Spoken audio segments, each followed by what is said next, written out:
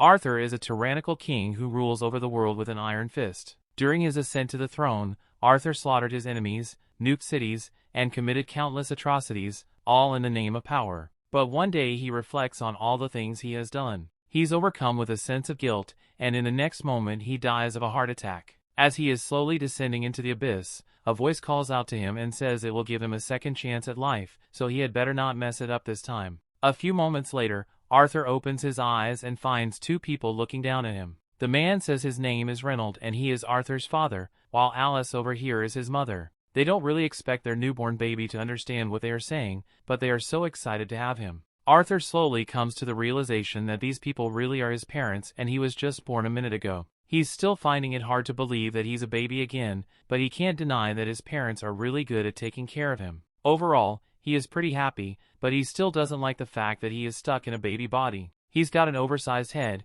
he can't speak, and every couple of hours he shits his diaper involuntarily, so he has lost all control. But then he notices something that's even stranger than his current circumstance. He watches as Reynold channels energy into his fists and proceeds to smash a boulder to pieces. Arthur is amazed because this is a power that he knows nothing about, despite all his years as the ruler of the world. This feat is apparently quite an impressive one, so Reynold is proud of himself and turns to his family, so they can praise him, but he fails to pay attention to his surroundings, so a rock falls straight into his head. Alice was worried something like this might happen, so she then goes over to him and starts using magic to heal Reynold's injury, but she warns him to be more careful next time he wants to show off. Reynold may have just been trying to show off, but when he gets serious, those fists are no joke because he can easily one-shot a wild boar when he goes out hunting, and having him around makes things a lot easier for his party members. By the time the hunting trip is over, Reynold returns to his family and is ready for a welcome back hug, but then he remembers that he is still covered in boar blood,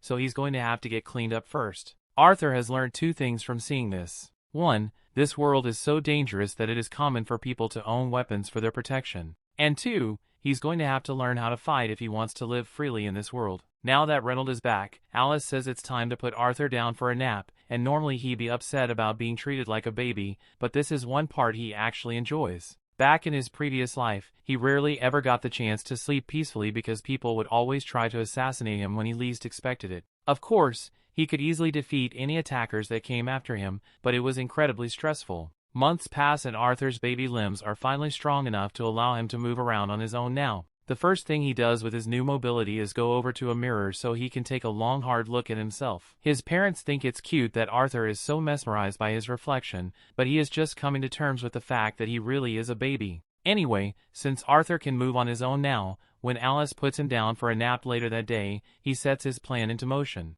As soon as she leaves the room, he opens his eyes and throws his blanket out of the crib so he can climb down and escape his crib. He then proceeds to crawl across the floor while Alice is busy doing the dishes, and she must be really focused on those dishes, because Arthur makes it all the way to the other side of the room without her noticing. Once he gets there, he opens the door to the house's library and pulls out a book because he needs to learn more about this world. After reading one of the books, he learns that this continent is called Dicathen, and it is divided into 3 kingdoms. The Dwarf Kingdom, a nation of dwarves that live in vast cave cities. The Elenoir Kingdom, a nation of elves who live deep within the forest. And the Sapien Kingdom, a kingdom of humans ruled by a king, although here no one ever nuked the cities to take over. Arthur still wants to learn more, so he pulls out another book and it gives him some much-needed answers. Arthur had noticed that the level of technology in this world is lacking, and the reason for that is the presence of magic. People are able to use magic by manipulating the mana within their bodies, and while it's not exactly common, magic is a huge part of life in this world. People can use magic in 2 ways, namely augmentation and conjuring. Augmentation involves circulating mana within your body, granting the user incredible strength, defense, and agility, while conjurers can project their mana outwards and use it to control any phenomenon they desire. That pretty much sums up the info about this world's magic system, but Arthur doesn't find anything about the healing magic Alice used earlier, so he assumes she must be an exception of some sort. From what Arthur can tell, most people manifest their mana when they hit puberty, and by channeling that mana through something called a mana core, one can learn to control it and become a mage. This is easy for Arthur to understand, because in his previous life he rose to power thanks to the innate power of ki within him. It functioned the exact same way as mana, so he tries focusing all his energy to see if he can generate a reaction, and sure enough his mana core begins to develop. This is a huge step forward in Arthur's development. Before he can do any more training, Alice finally finds him. She's been worried sick ever since she found out he wasn't in his crib, so she's glad he wasn't hurt.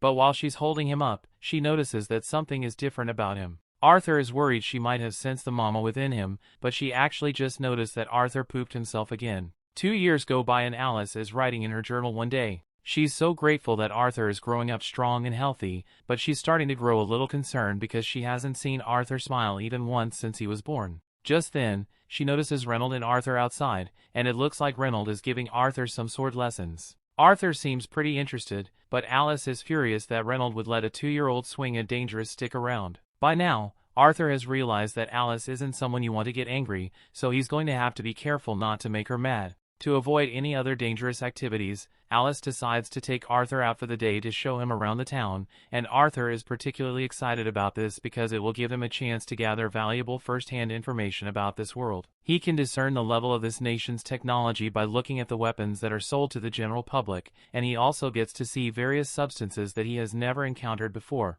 Best of all, he got to witness a mage casting fire magic up close. So overall, today's trip proved to be incredibly valuable for him. By the end of the day, Arthur's baby body is exhausted from all the activity, so he is struggling to stay awake and Alice wants to put him down for a nap as soon as they get home. As limiting as this new life has been, Arthur has come to enjoy life with loving parents. In his past life, Arthur got dropped off at spawn with no starter kit, so he was forced to live his entire childhood in an orphanage and never got to experience parental love, so this is a nice change of pace for him. Arthur soon falls asleep on Alice's shoulder, so she starts carrying him to his crib, and along the way she tells him how proud she is of him for learning so much. She has noticed all the times he sneaks out of his bed to read books, and she saw how excited he was to see the outside world, so she is sure he has an adventurous spirit. She assumes he must have gotten that from Reynold, and sooner or later, Arthur is bound to want to leave home to see the world on his own. Personally, she would prefer it if Arthur lived a peaceful life here, but as long as he is happy, she will support him no matter what. The next day, Arthur is standing by the window and watches as Reynold begins practicing in the front yard. He is interested in seeing the applications of magic up close and personal again, so he eagerly watches as Reynold begins circulating mana within his body. Eventually, rocks begin to fly up from the ground, and Reynold makes it seem like it's the greatest thing in the world. But in reality, it is pretty pitiful. This is the limit of Reynold's skill when it comes to conjuring, but that's because Reynold's specialty is augmentation, so his magic is much more efficient when he sticks to using it within his body. Seeing his father's power motivates Arthur to go do some training, but just when he's about to climb down from the table, Alice tells him it's time for his nap. Arthur still can't speak yet, so he starts whining as they pass the bookshelf, but Alice tells him he needs to take a nap, so there's no time for books right now. Normally there would be nothing Arthur could do about this, but he recently learned a legendary technique, pouting. Arthur has mastered the art of weaponizing his cuteness as a baby, so even though Alice still wants to put him down for a nap, she eventually relents and just lets him read his book. Once Arthur is alone, he begins practicing with his mana core, and over the past 2 years he has managed to get pretty good at it. By gathering various fragments of mana within his body, he was able to generate a mana core within himself, and although it was incredibly strenuous, it was well worth it. Now, with just a little more effort, he should be able to cast his first spell, but Arthur drastically underestimates the strength of his mana and accidentally blows up the house. Alice and Reynold were outside when the explosion happened, and it was so huge that Reynolds' back gets burned up really bad, but he and Alice are otherwise alright. However, they soon realize that Arthur was still in the house when it blew up, so they rush inside to check if he's still alive. There's no way a baby could have survived an explosion of that magnitude, but when Reynold reaches the library, he is shocked to find that not only is Arthur completely unharmed, he was also the source of the explosion. He's barely 3 years old, so it shouldn't have been possible for him to use magic until he was at least 12. Yet Arthur is already practically a master of mana. He stands proudly and looks at his parents, but he forgets that the house is falling apart. So when 2 roof beams fall straight towards him, he is completely caught off guard. He tries running away, but his stubby baby legs fail him, so it looks like he's done for. Fortunately, both Alice and Reynold rush in to save him, and while Alice shields him with her body, Reynold uses his magic to block all the debris and save them both. Arthur is a bit shocked since this is the first time anyone has ever risked their life to save him, but Alice is so relieved that he is alright that she starts crying. Arthur still isn't used to having people care about him like this, so seeing her cry makes him cry as well.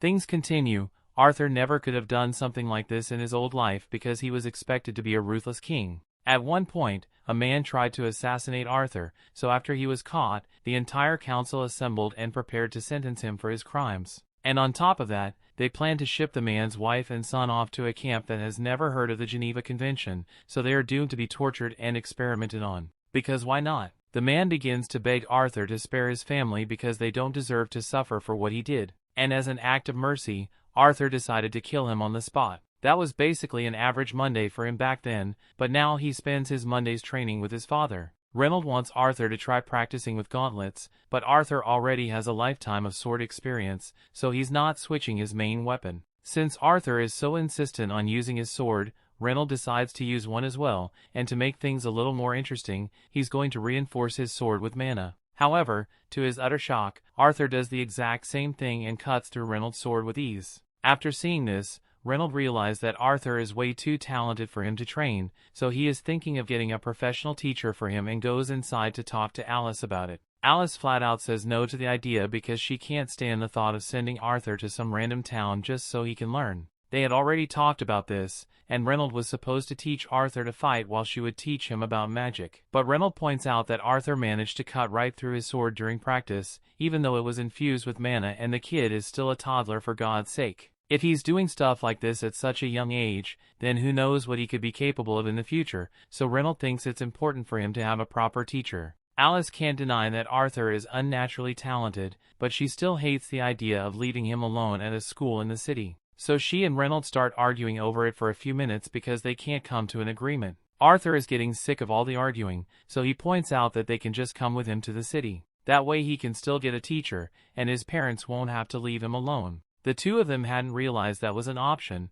but it solves all their problems, so they think it's a great idea. So they immediately start making preparations for the journey, and the next day a carriage arrives to take them to the city. They will be traveling with some of their old friends, and Arthur recognizes them because they are the ones who helped Alice and Reynold rebuild the house after he blew it up. They are all in a party called Twin Horns, and the leader, Adam, introduces himself to Arthur. Angela introduces herself as well, while simultaneously introducing Arthur to her chest and nearly choking him out, and Alice is happily watching it happen. Luckily, before Arthur passes out, Durden gets him away from Angela and introduces himself as well, but he is a bit more gentle and just gives Arthur a high five. Arthur then notices a girl standing on top of the carriage, and you know she's trying to her farm because there's no reason to be standing on the carriage right now. She doesn't say anything, so the others tell Arthur that her name is Jasmine and the final member of the team is Helen, the archer. Since the introductions are finally done, the group needs to get moving, so they all climb into the carts and head out.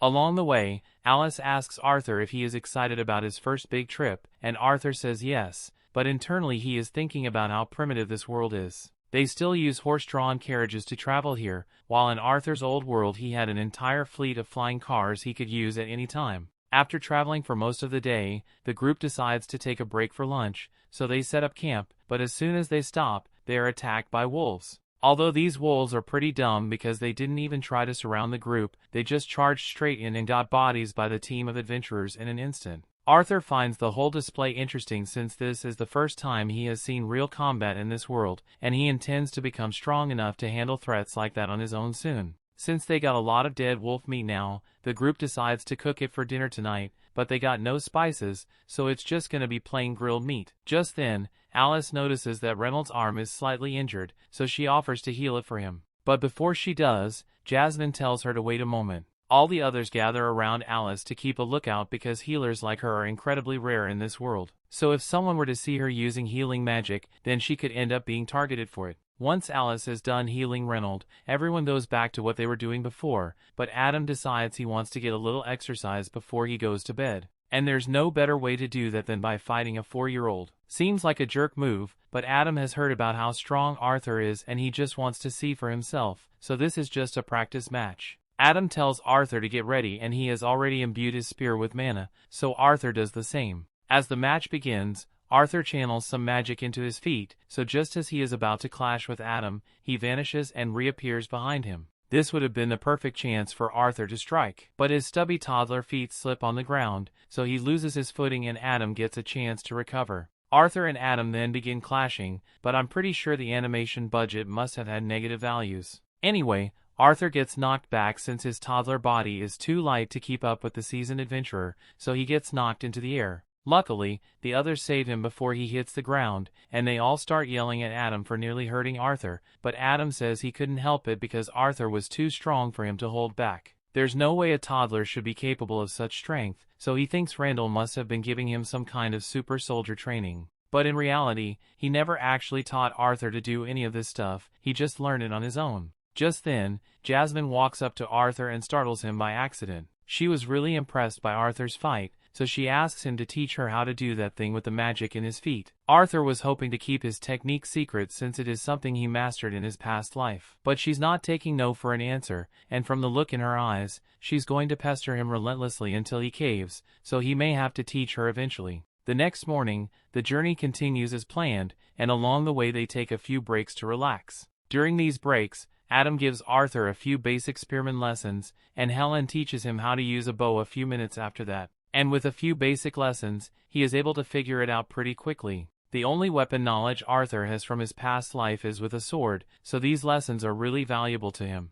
And since he is learning so much from them, he decides to teach Jasmine his technique after all. By channeling magic into your feet and using wind magic at the same time, you are able to boost your speed tremendously. And after demonstrating it once, Jasmine is able to replicate it perfectly. Later on, Arthur is reading a magic book in the carriage, but for some reason, Jasmine is sitting there too and just staring at him. And it's not a coincidence either because she keeps taking every chance she can get to get close to Arthur. The next morning, Jasmine gives Arthur a knife as thanks for teaching her that technique, and it's clear that she really likes Arthur since she usually doesn't interact with people intentionally. A few minutes later, everyone gets back into the carriages and they continue through the journey. But as Arthur is reading his book, the carriage is suddenly attacked by bandits. They are being attacked by bandits, and the carriage is completely surrounded, so there's nowhere for them to go. The bandit leader orders his men to capture the women and children so they can be sold as slaves. So all the bandits rush in and the adventurers do their best to hold them off. In terms of raw power,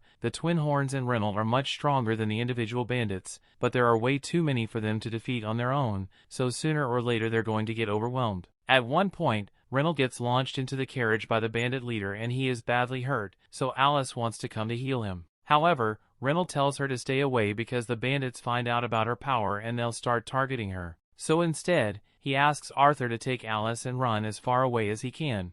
Arthur doesn't want to leave Reynold behind, but Reynold tells him that Alice is pregnant with another child, so protecting her should be a top priority. Arthur understands when Reynold gives the signal, he prepares his magic to flee with Alice, and in the meantime, Reynold says he will hold the bandits off. The bandit leader orders his men to go after Arthur and Alice, but Reynold refuses to let that happen, so he charges in and clashes with him. The bandit leader managed to knock Reynold down before, but this time Reynold's family is on the line, so he's not going down easily. While Reynold is keeping the bandit leader busy, a few of the more insignificant bandits try to go after Arthur and Alice instead, but Adam and Jasmine throw some daggers at them and take them out to clear a path for Arthur to escape with Alice. They're all doing their best to keep the bandits away from Arthur, and he is doing his best to get Alice to safety. It's honestly ironic how he spent his previous life taking things with no regard for others, and now he is forced to run away in order to avoid losing someone precious to him. After running away for several minutes, Arthur thinks they should be far enough from the bandits to be safe now, but he was wrong. One bandit is watching them from atop a cliff, and this one is capable of using magic, so he attacks Arthur and Alice with a wind spell. Arthur doesn't notice him at first, and by the time he does, the spell has already been cast, so the only thing Arthur can do is push Alice out of the way and take the hit alone. The wind blast knocks Arthur back, so he's going to fall off the cliff, and with his toddler body, that's basically a death sentence. However, if he's going to die, he's not going out alone, so as he's falling off the cliff, he takes the knife he got from Jasmine and throws it at the magic bandit. The knife hits the bandit and the string wraps around his ankle, so Arthur is able to use it to pull the guy down with him. The adventurers try to use their magic to save Arthur, but he has already fallen too far for them to reach him, so Arthur is doomed. As he falls to his inevitable death, Arthur looks back on his life, and even though he is going to die, he is filled with a strange sense of peace because he knows he managed to protect his precious family. He finally understands why that man in his past life was so desperate to protect his family. Arthur didn't even think twice about sacrificing himself to save Alice. And while he doesn't regret his actions at all, he still wishes he could have survived to live with them a little longer. That brings the episode to an end. Thanks for watching. Want next part? Subscribe the channel and turn on notification bell.